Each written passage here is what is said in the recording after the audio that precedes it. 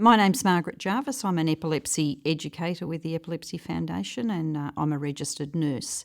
Many people are unsure what to do for seizure first aid, so we'll spend a few minutes having a talk about that. And I'm going to start with a seizure that perhaps you haven't thought so much about, where a person can have seizure activity that is not convulsive.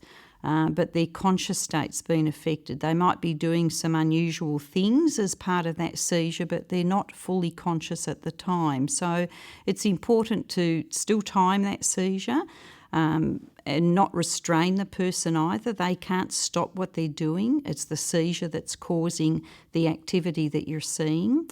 It's important also to ensure the person's safety, because their conscious state has been affected during this type of seizure presentation. They're not fully aware of their surroundings, so you need to make sure that they're safe in that environment. Continue to reassure the person until the seizure's finished, and while you're doing that too, you'd be wanting to gauge what their conscious state was. Have they returned to normal? So that would be the sort of approach to have if you were with somebody who was having a seizure where there was impaired awareness. The common seizure type we think of for first aid is convulsive seizure activity, and this is where a person would lose consciousness. If they were standing, they would fall to the ground and they would have jerking movements in some or all of their limbs. They're not responsive during this time, and we've got something we need to be doing for that. We need to time this seizure again from when you see it. When you first see it, you may not have been there at the start, but from when you have first recognised that seizure activity has happened till when the seizure finishes. Or you could ask somebody else to do that for you while you're looking after the person. If there's something soft you can place under their head, that would be a good idea, a pillow or some rolled up clothing. We're not going to restrain this person. Again, the person cannot stop the movements that are happening, and in fact you can cause more harm by restraining than you would by leaving them alone. So no restraining. Don't try and hold the movement so they don't hurt themselves, and importantly, don't put anything in the person's mouth. They might bite hard, and yes, they might bite their lip or their cheek or their tongue, but it's dangerous for you to try and put something into their mouth that can cause further harm. We want to make sure too that the area around the person is safe. So if there are objects that can be safely removed, do that.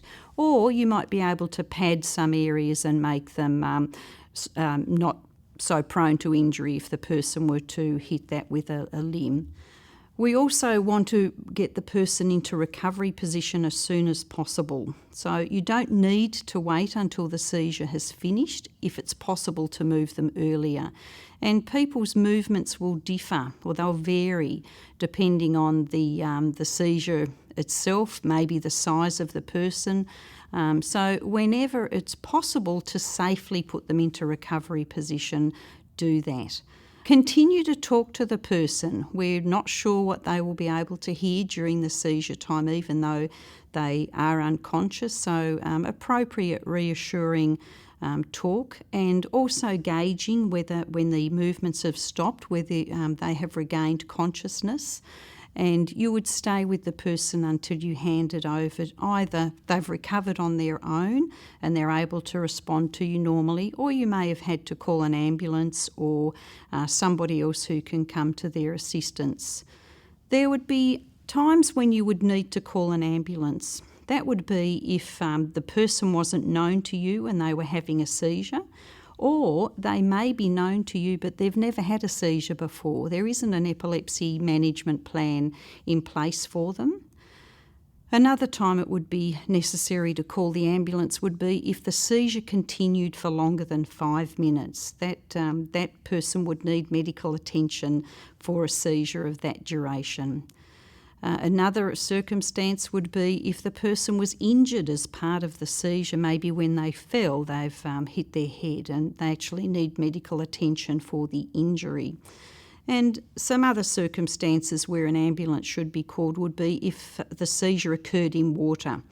if the woman was pregnant, in case the seizure was something to do with a pregnancy rather than with epilepsy.